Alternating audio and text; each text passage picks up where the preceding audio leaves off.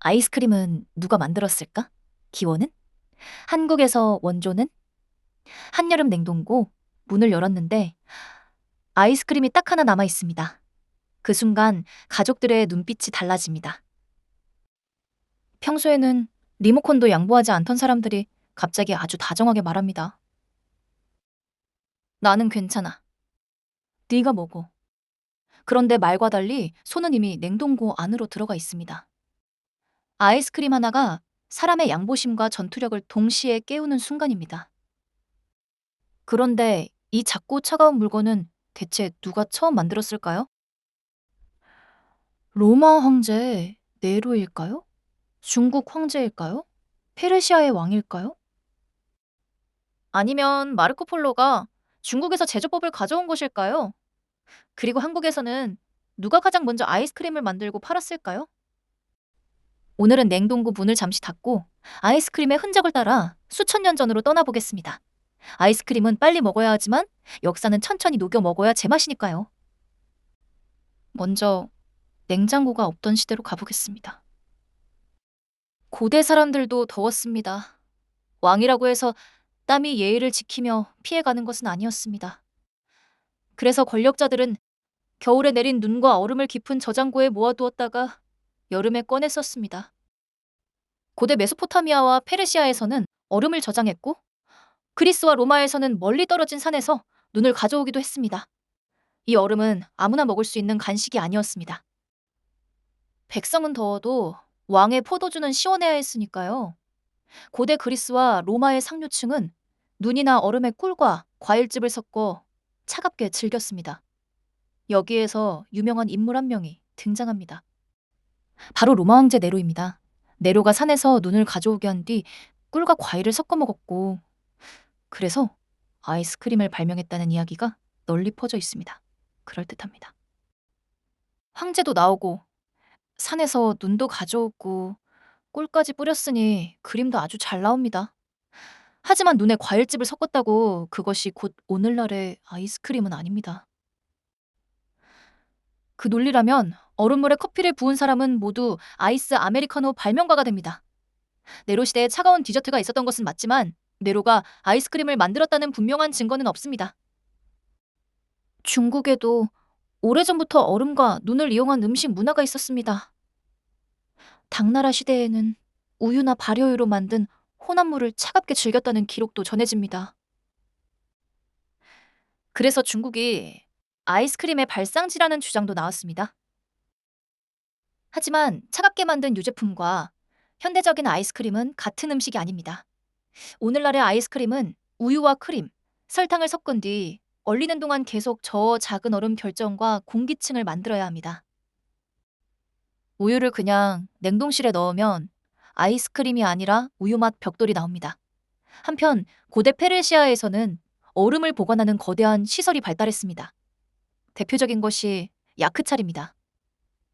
뜨거운 사막에 커다란 흙 건물을 세워 겨울 얼음을 저장하고 더운 계절까지 사용했습니다. 밖은 사막인데 건물 안에는 얼음이 있습니다. 고대판 초대형 냉동고였던 셈입니다.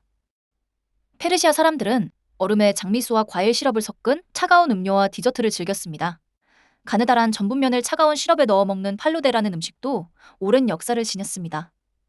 변을 먹는데 시원하고 디저트인데 면이 들어 있습니다. 처음 보는 사람은 숟가락을 들어야 할지 젓가락을 들어야 할지 잠깐 고민하게 됩니다. 이런 페르시아와 이슬람권의 차가운 음료 문화는 셔벗으로 발전했습니다. 셔벗을 뜻하는 말은 유럽으로 건너가 이탈리아의 소르베토와 프랑스의 소르베 같은 이름에도 영향을 주었습니다. 하지만 아직 우유와 크림이 들어간 부드러운 아이스크림은 나타나지 않았습니다. 결정적인 변화는 얼음에 소금을 섞는 냉각법이 발전하면서 시작됩니다.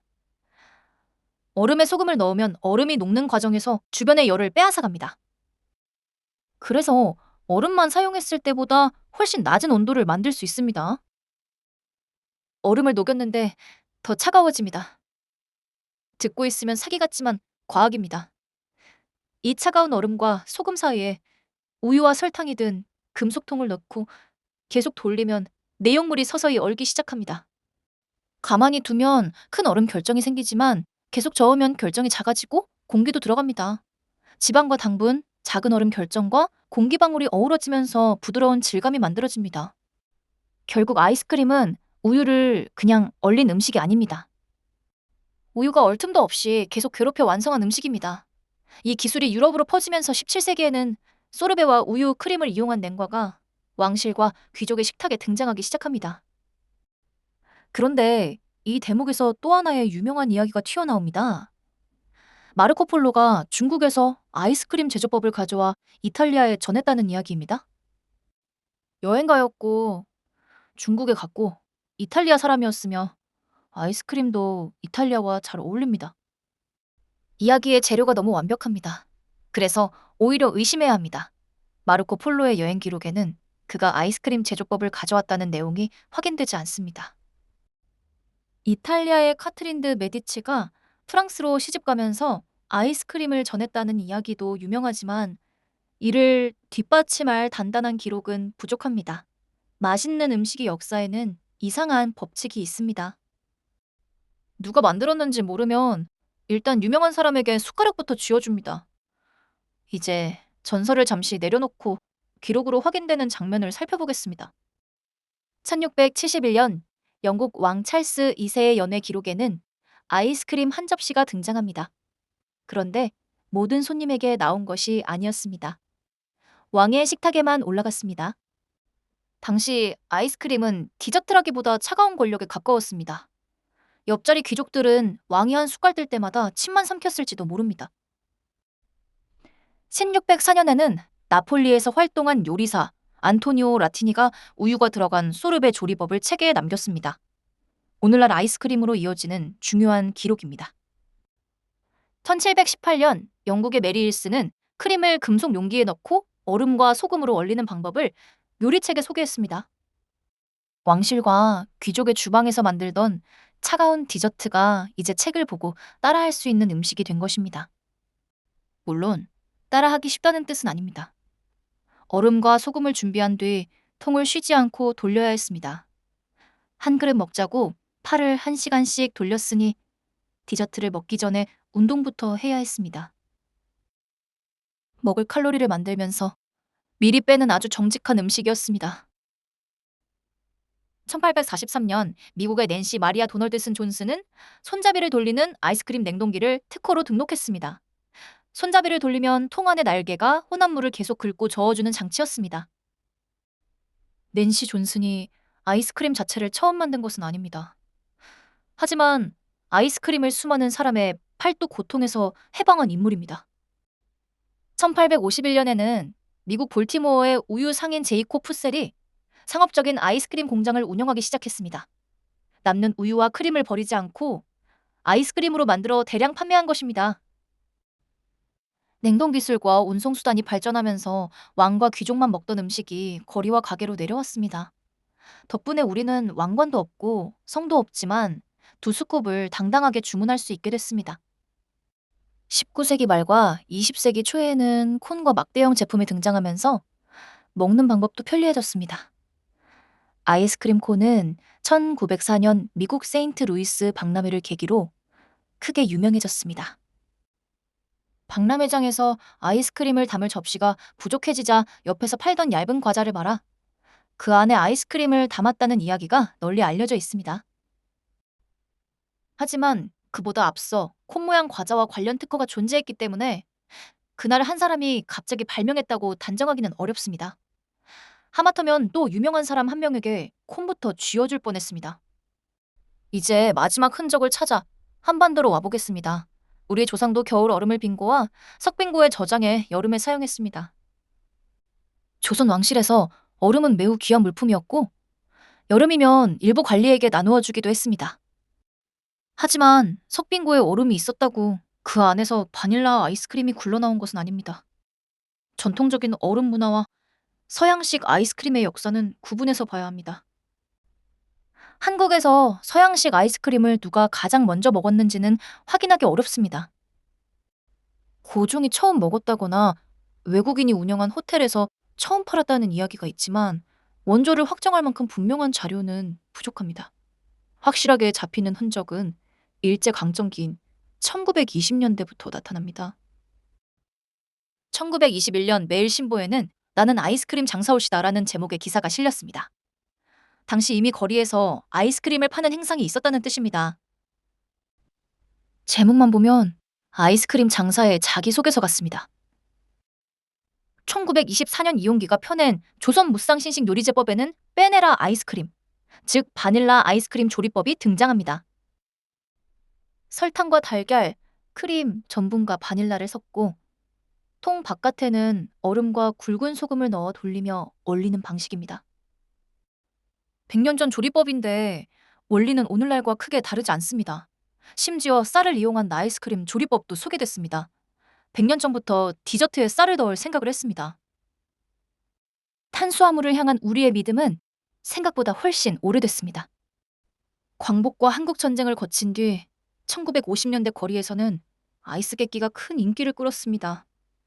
설탕이나 사카린을 넣은 단물의 향과 색을 더하고 막대를 꽂아 얼린 제품이 많았습니다. 장수들은 보냉 상자를 어깨에 메고 골목을 돌아다녔습니다. 아이스 객기 소리가 들리면 아이들은 집 밖으로 뛰어나왔습니다. 부모님은 배탈 난다고 사 먹지 말라고 했지만 얼음목도 이상하게 하나씩 팔렸습니다. 그리고 1962년 한국 빙과 산업의 중요한 장면이 등장합니다. 삼강유지공업은 현대적인 위생 설비를 갖추고 삼강하드를 대량 생산해 판매하기 시작했습니다. 당시 신문 광고에도 국내에서 하드 아이스크림 생산을 처음 기업화했다는 내용이 등장합니다. 삼강하드는 국내 최초의 현대적 대량 생산, 막대형 빙과로 평가됩니다. 정확히 말하면 오늘날 식품 분류에서 유지방 함량을 따지는 아이스크림과 설탕물을 얼린 빙과는 서로 다른 종류입니다. 하지만 당시에는 이런 차가운 제품을 넓은 의미에서 아이스크림이나 하드라고 불렀습니다. 삼강하드가 크게 인기를 끌면서 하드라는 제품명은 막대형 빙과를 가리키는 보통 명사처럼 퍼졌습니다. 그래서 지금도 어떤 분들은 아이스크림을 먹으면서 말합니다. 하드 하나 먹을래? 영어로는 단단하다는 뜻인데 한국에서는 어서 먹으라는 뜻이 됐습니다. 1970년에는 혜태의 브라보콘이 등장했습니다. 콘을 뜯고 종이를 벗긴 뒤 위에서부터 한 입씩 먹는 새로운 방식이 익숙해졌습니다. 이후 바와 콘, 컵과 튜브 형태의 제품이 쏟아져 나왔습니다. 골목을 돌던 아이스 객기 상자는 가게 앞에 거대한 냉동 진열대로 변했습니다.